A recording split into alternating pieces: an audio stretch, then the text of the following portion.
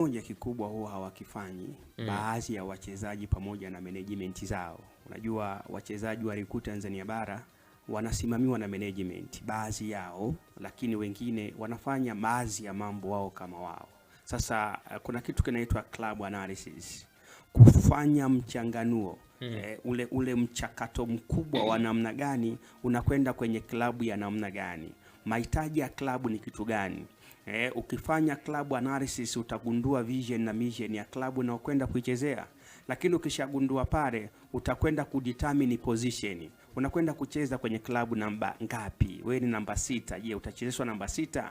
Wewe ni namba 8. Je, utachezeshwa namba 8 kulingana na modern football inavyotaka sasa hivi? Mahitaji ya mpira umebadilika. Unaweza ukaenda sehemu ukajikuta unalazimika kubadilishwa namba ama ukawa versatile kuhakikisha kwamba kila kitu kinakwenda. Kwa hiyo jambo la kwanza ambalo huwa hawalifanyii ama hawalichakati la kulitazama ni kufanya club analysis, kuchanganua mchakato mzima wa position ya mchezaji anaokwenda kucheza na mahitaji ya timu. Kwa maana kwamba mahitaji ya timu kwa wakati huo inahitaji nini na anahitaji mchezaji wa namna gani. Kwa hiyo kama unaweza ukafanya analysis hiyo, huwezi kukosea, kwa sababu vilabu vingi sana vinamtaka mchezaji kuweza kufanya gut reactions, yani kufanya mchanganuo mkubwa wa namna ya kuipata nafasi kwenye klabu na kuhakikisha kwamba unatengeneza determination, self awareness ya kwenda kuipambania namba, kwa sababu hivi vilabu vikubwa vinakuwa vimeshatengeneza mstakabali mzima wa kuhitaji matokeo makubwa.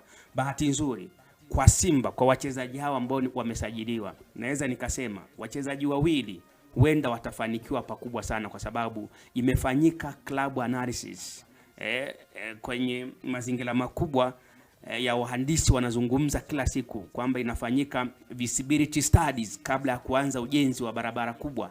Wanafanya mchakato wanaoita upembuzi yakinifu. Sasa kwa wachezaji wawili ambao wamejiunga na Simba, kati ya wengi waliopo, wawili wanaweza akafanikiwa, kwa sababu mchakato mkubwa wa wao kujiunga na Simba imefanyika determination kubwa ya evaluation, analysis, reporting pamoja na implementation ya hao wachezaji kwenye timu. Mfano Kelvin Nation. Unajua Kelvin Nation bado ni kijana mdogo ambaye ana miaka 25. Alijiunga na Pamba kwa msimu wa mwaka mmoja tu akitokea pale Singida, lakini kujiunga kwake ilikuwa ni kama kwenda kuhakikisha kwamba anaendelea kuboresha kiwango cha kucheza mara kwa mara. Na tayari Simba walishaonesha nia ya kumhitaji kwa muda mrefu, lakini mara kadhaa dili lao liligonga mwamba. Kwa hiyo mnamo tarehe 23 wakati anatoka ndani ya jiji la Mwanza kwenda Dar es Salaam kusaini mkataba, yalikuwa ni mahitaji ya mchakato mkubwa wa kwenda kudetermine nafasi yake ndani ya kikosi cha Simba. Walikaa wamefanya agreement, ikaonekana kabisa kwamba ndani ya Simba nafasi ya kucheza atakuwa nayo, kwa sababu tayari Simba wana mpango mkubwa wa kuachana na Arsene Kante, ambaye kuna uwezekano mkubwa anaweza akatimkia kwenda kucheza Libya baada ya msimu huu kuisha. Maana yake nini? Kwenye eneo la midfield, eneo la kiungo la Simba ambako Arsene Kante yupo pamoja na Kagoma, atabaki mchezaji mwenye uhakika wa namba, first player ambaye mchezaji ambaye yuko kwenye first 11 ni Kagoma peke yake. Means kwa determination hiyo unamuona Kagoma anakuja moja kwa moja kuchukua nafasi ya Arsene Kante ambaye anaweza asiwepo kwenye timu ya Simba msimu unaokuja, kwa sababu tayari analysis imeshafanyika na viongozi wa Simba wameona aina ya mchezo anaocheza, kwa maana ya style play, aina ya uchezaji wa Kelvin Nation. Ana uwezekano mkubwa sana akaisaidia timu, kwa sababu ziko nyakati kwenye eneo la katikati anakuwa ni versatile players. Eneo namba 6, eneo namba 8 anakichafua sana. Maana yake nini? Mchakato wake wa kuja ndani ya Simba, ameenda Dar es Salaam, amesaini mkataba, amerudi na ndege Mwanza, kwa sababu kila kitu ambacho kilikuwa kimefanyika kwenye standard ambayo ni kubwa. Mimi naamini kwa wachezaji ambao wanakwenda kwenye vilabu vikubwa vya Simba na Yanga, hususan kwa Kevin, simuoni kama anaweza akafika sehemu akaferi, kwa sababu amekwenda kwenye klabu kwa sababu analysis ya namba, analysis ya mahitaji ya timu, lakini pia commitment ya mchezaji imefanyika. Ni yeye tu kwenda kuprove, kudeliver kama ambavyo amedeliver Kagoma. Ametuonesha Kagoma kwamba kiungo si lazima atoke nje kama alivyokuja kina Musa Bara Conte, kama kina Haridi Aucho, kama alivyokuja Engineer Tadeo Rwanga kwenye kikosi cha Simba, alivyokuwa anakata umeme, wakina Gerson Fraga wa Brazilia ambao walikuwa kwenye kikosi cha Simba. Anaweza akawa ni Mtanzania na akajitengenezea nafasi bora. Kwa hiyo kwa kijana huyu mimi sioni kama ana shida, anaingia moja kwa moja kwenye nafasi. Mchezaji mwingine ambaye namuona analysis imefanyika ni Bakari Msimu.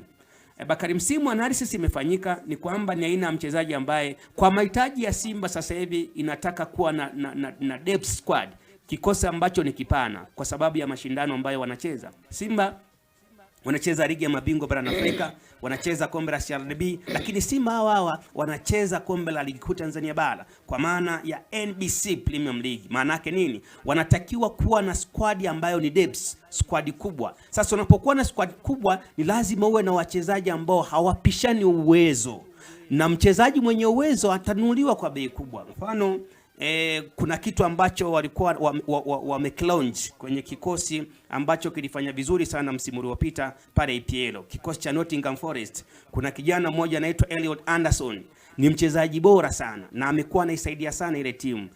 Timu yake ya management pamoja na taasisi imeamua kukaa na kuevaluate kwa kiwango alichokionyesha msimu uliopita. Anderson means kiwango chake cha price kwenye soko kinatakiwa kuwa kikubwa sana. Wameweza kumlaunch. Kama kuna timu inaweza ikamhitaji Elliot Anderson kumnunua, kama Declan Rice aliweza kununuliwa kwa paundi ya euro milioni 150, maana nini? Huyu kijana anatakiwa walao kununuliwa kwa paundi milioni 110 kwa sababu performance ambayo amekuwa anaionyesha imekuwa valued na vilabu kadhaa mara kadhaa pale Uingereza vinamhitaji. Ukienda kwenye kikosi cha Manchester City ambacho kitongozwa na Maresca, wao wanatamani zaidi kumpata kijana huyu. Hata klabu yetu ya Manchester United imekuwa inaangalia, ina uwezekano wa kuweza kunasa saini ya Elliot kwa sababu ni kijana ambaye ameonyesha kiwango kikubwa kwenye timu ya Nottingham Forest. Sasa mchezaji anapoonesha value, halafu timu zikafanya mchanganuo wa mahitaji, vikaangalia falsafa kwa maana ya mifumo.